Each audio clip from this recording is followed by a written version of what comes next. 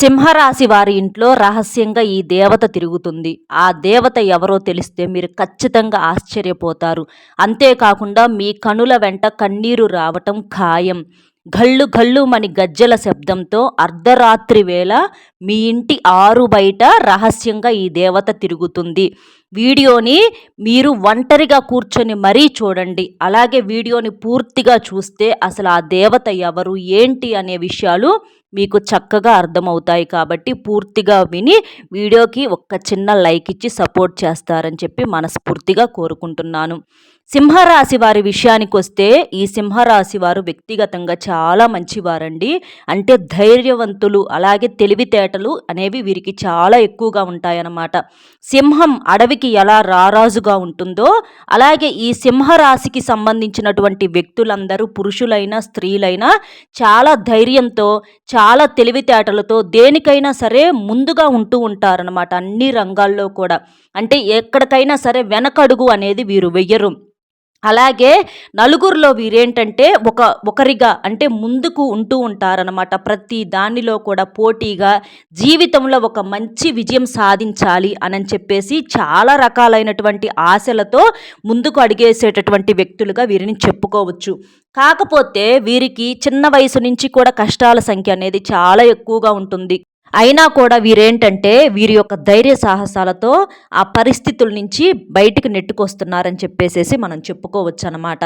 వీరు ఎక్కడా కూడా ఎన్ని పరిస్థితులు అంటే వీరిని ఉక్కిరి బిక్కిరి చేసిన, మనుషులు ఇబ్బంది పెట్టినా, పరిస్థితులు ఇబ్బంది పెట్టినా వీరు ఎక్కడా కూడా వీరి వ్యక్తిత్వాన్ని మాత్రం ఎక్కడా కూడా వదులుకోలేదన్నమాట. చాలా నీతిగా నిజాయితీగా ఉండేటటువంటి వ్యక్తులన్నమాట ఈ సింహరాశి వారు. వీరికి మాకు పరువు కన్నా కూడా ఏది ముఖ్యం కాదు, మేము ఏదైనా సరే నీతిగా నిలబడతాము, మాటకు కట్టుబడి ఉంటాము, నమ్మిన వాళ్ళకు మేము అన్యాయం చేయము. అంటే ప్రేమానురాగాల్లో కానీ నిజాయితీ విషయాల్లో కానీ చాలా సిన్సియర్గా ఉంటారనమాట. కాబట్టి వీరికేంటంటే ఆ దైవానుగ్రహం అనేది పుష్కలంగా ఉంది. ఎప్పుడైనా సరే మంచివారికి కష్టాలు అనేవి ఎక్కువగా ఉంటాయండి. మనం గమనించినట్లయితే ఆ దేవుడు వీళ్ళు తట్టుకోగలుగుతారా లేదా అని చెప్పేసి ఒక టెస్ట్ అంటే ఒక పరీక్ష లాంటిది పెడతారనమాట. పెట్టినప్పుడు అలాంటి పరీక్షల్లో మనం ధైర్యంగా ముందుకు నెట్టికెళ్ళగలిగితే తర్వాత మనకి ఆ కష్టాల వెనకాల సుఖాల యొక్క తెర అంటే ఆ తలుపు అనేది తెరిచి ఉంటుందన్నమాట. ఈ కష్టాలను దాటుకొని వెళితే తర్వాత సుఖం అనేటటువంటి ఆ తలుపు తెరిచి మనం లోపలికి వెళ్ళినప్పుడు ఏంటంటే మనం చాలా సంతోషపడగలుగుతాము. అలాగే ఈ సింహరాశి వారు కూడా ఈ కష్టాలన్నింటినీ కూడా చాలా వరకు కూడా తట్టుకున్నారు. కాబట్టి ఆ దేవత యొక్క అనుగ్రహం అనేది వీరి మీద పడింది. ఆ దేవత యొక్క ఆశీర్వాదము, ఆ దేవత యొక్క కన్ను వీరి మీద ఉండి ఆ దేవత వీరి చుట్టూతూనే తిరుగుతుంది. వీరు వెన్నంటి, వీరు బయటకు వెళితే బయటికి, లోపల ఉంటే లోపల, ఇట్లా ప్రతి అడుగడుగులో కూడా ఏంటంటే ఆ దేవత మీ చుట్టూతా తిరుగుతుంది. ఆ దేవత మీ చుట్టూతా తిరుగుతుందన్న విషయం మీకు తెలియాలి అని చెప్పేసేసి ఆ దేవత అనుకోవటం అనేది జరిగింది. ఎందుకంటే ఈ మధ్య మీరు గమనించినట్లయితే మీ జీవితంలో అంటే కొన్ని కష్టాలు ఎలా వస్తున్నాయి అంటే మీకు సమస్యలు పరిష్కారం కూడా దొరకట్లా. ఆ కష్టాలకి ఆ సమస్యలకు మీకు పరిష్కారం కూడా దొరకట్లా. అసలు ఏం చెయ్యాలో కూడా అర్థం కావట్లా. ఏ దారి కూడా కనబడనటువంటి ఆ పరిస్థితులు, అలాంటి కష్టాలు మీ జీవితంలో ఖచ్చితంగా మీకు ఈ మధ్య ఎదుర్కొంటున్నారు. అది బయటికి చెప్పుకోలేరు, లోపల మీలో మీరు ఉంచుకోలేక సతమతమైపోతూ ఉన్నారన్నమాట. అలాంటి సమస్యల నుంచి ఆ దేవత మిమ్మల్ని బయటపడేయటానికి వచ్చింది. ఎందుకంటే మీలో మీరు ఒంటరిగా కుమిలిపోవటం, ఎంత ధైర్యం ఉన్నప్పటికీ మీరు మనుషులే కదా, అలా ఒక్కొక్కసారి ఏంటంటే పరిస్థితులు ఉక్కిరి బిక్కిరి చేసేస్తూ ఉంటాయి అన్నమాట.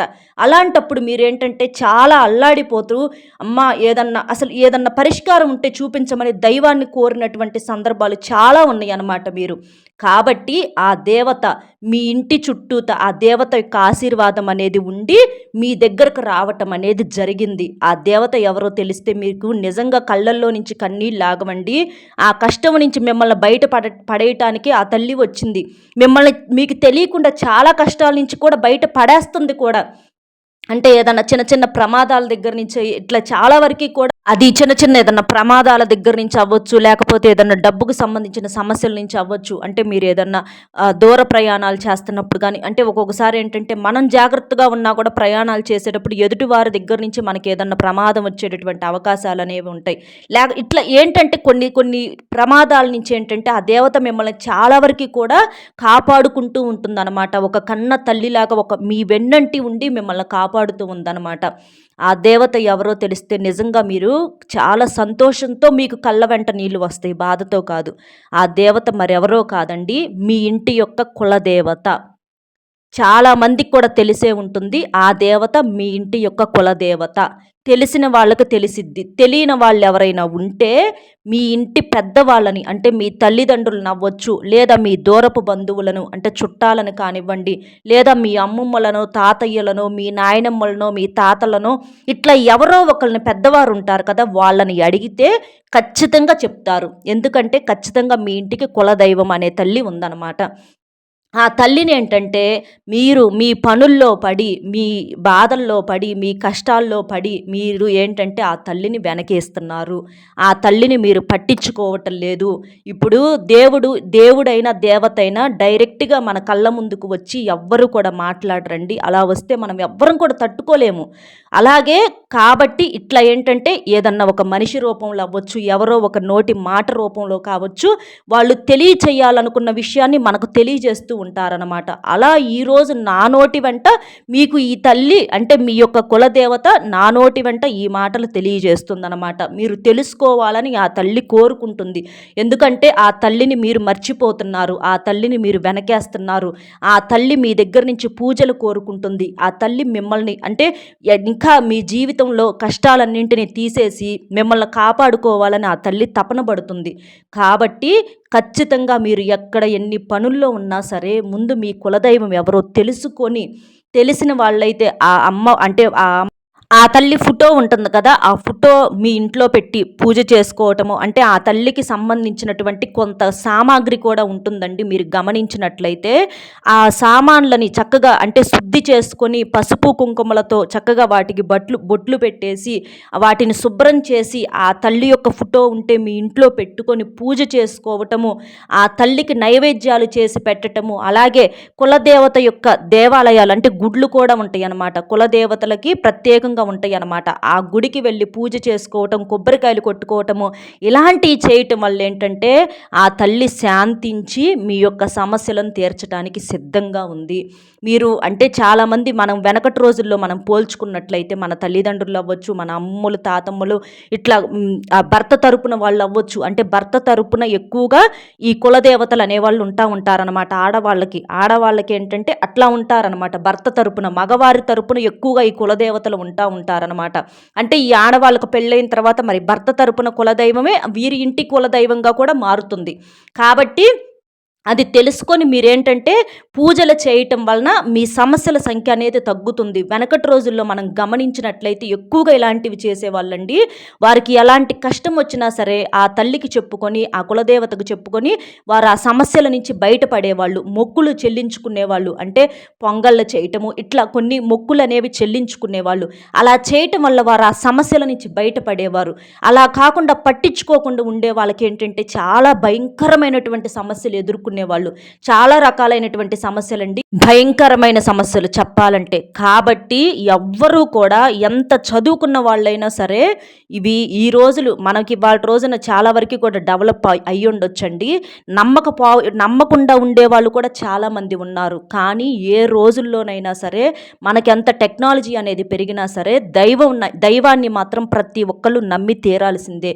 దైవాన్ని వెనకేస్తే మనం చాలా రకాలైనటువంటి సమస్యలతో ఇబ్బంది పడాల్సినటువంటి పరిస్థితి ఖచ్చితంగా వస్తుంది.